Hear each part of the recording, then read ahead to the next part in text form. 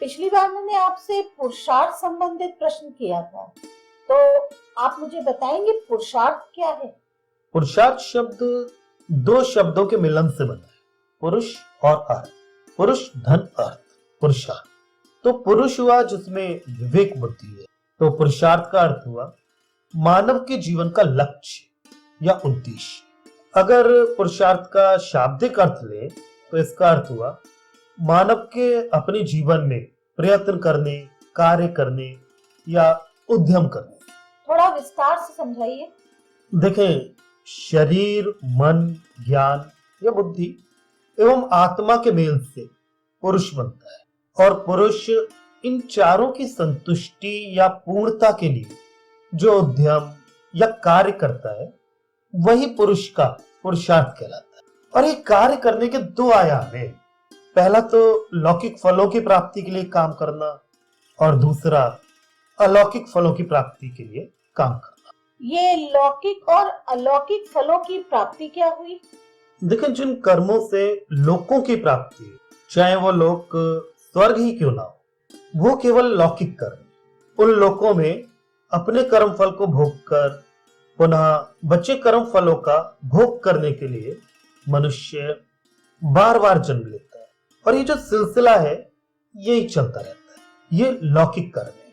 और जिन कर्मों के मूल में संसार में कुछ प्राप्ति की इच्छा हो, वो शुभ या अशुभ कुछ भी हो, वे लौकिक कर्म है। जो भी कर्म शरीर के, इंद्रियों के सुख के लिए किए जाते हैं वो सब लौकिक कर्म है। तो अलौकिक कर्म क्या है? जो कर्म बिना किसी फल प्राप्ति की इच्छा के लिए किया जाता है वो अलौकिक कर्म है। देखिए, मुश्किल यह है कि मनुष्य संसार में अनंत युगों से, असंख्य जन्मों से फंसा हुआ है, तो वो अपनी स्वाभाविक स्थिति को भूल गया है। मनुष्य ने बस करना जाना है, और हमें लगता है कि कुछ करके ही कुछ पाया जाता है। तो वो जो स्वाभाविक स्थिति है उस तक पहुंचने के लिए, अपने होने तक पहुंचने के लिए भी हमें बहुत काम करनी पड़ती है। ये मनुष्य की स्वाभाविक स्थिति कैसे हुई? समझे, आत्मा जो है वो स्वाभाविक रूप से परमात्मा से जुड़ी है, और जो मानव है उसने स्वयं स्वयं ही अपने को संसार चक्र में फंसाया हुआ है। जैसे मुट्ठी बांधने के लिए तो प्रयास करना होता है, और कोई प्रयास ना करे तो मुट्ठी खुली हुई है। जैसे पानी का स्वभाव है शीतल रहना, तो उसे गर्म करने के लिए प्रयास करना पड़ता है, और कुछ ना करे तो गर्म पानी अपने आप शीतल हो जाएगा। जैसे पत्थर को आसमान की तरफ उछालने के लिए प्रयास करना पड़ता है, और धरती पर रहना उसका स्वभाव है। वैसे ही परमात्मा से जुड़े रहना, उसकी तरफ आकर्षित होना, यह आत्मा का स्वभाव है। और सांसारिक कर्म स्वाभाविक स्थिति से विपरीत है। तो इसलिए संसार का कोई भी सुख पाने के कुछ ही समय के पश्चात जो हमारा मन है वो फिर दुखी हो जाता है, क्योंकि जो आत्मा है उसको तलाश संसार के सुख की नहीं, वरन परम सुख। परम सुख क्या हुआ? जो संसार के सुख है वे अनित्य, आज है कल नहीं, परसों फिर। तो वो जो सुख है वो आत्मा को, मानव को सुखी नहीं कर पाती।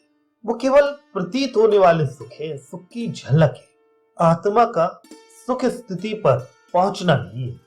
अगर मैं कभी सुखी होता हूं, कभी दुखी होता हूं, तो सुखी दुखी होना मेरी स्थिति, मेरी अवस्थाएं ना हुई, वो बस बाहरी कारणों के प्रभाव से।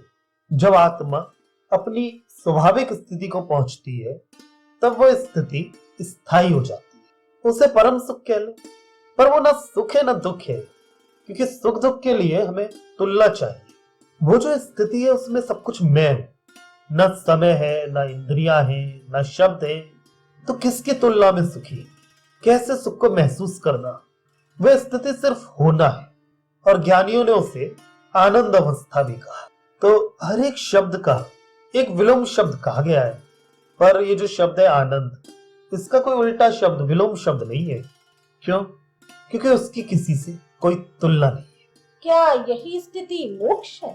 ये स्वानुभूति है, केवल और केवल होना है, और जो अनुभूति है उसमें शब्द काम ना आएंगे।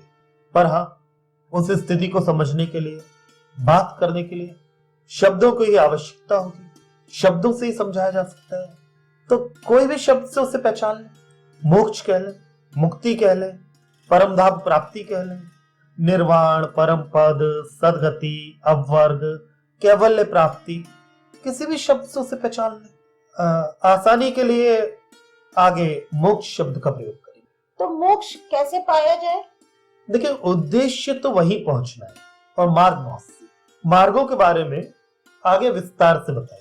अभी के लिए तो तुम ये समझो कि हमारे ऋषि मुनियों ने 4 पुरुषार्थ बताए: धर्म, अर्थ, काम और मोक्ष। इन पे विस्तार से चर्चा कल करते हैं। जी ठीक है, आगे के प्रश्न कल पूछते हो। आपको बहुत बहुत धन्यवाद और सादर है। जी नमस्कार।